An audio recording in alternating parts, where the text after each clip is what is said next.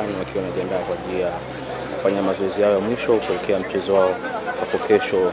Simba dhidi ya RS Berkane ni fainali ya mkondo wa pili kombe la shirikisho barani Afrika.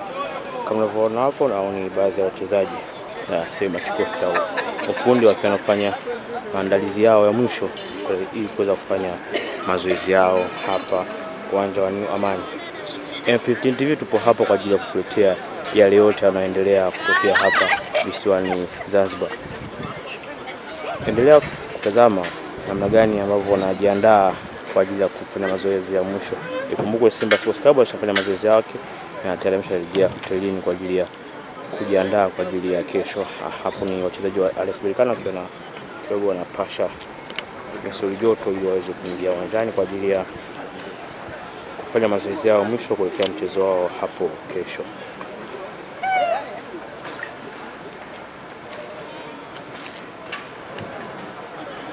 Mtazamaji, kinachoendelea hapo ni warm up ndogo ambazo wanazifanya wachezaji wa RS Berkane kuelekea wanapoenda kufanya mazoezi yao ya mwisho.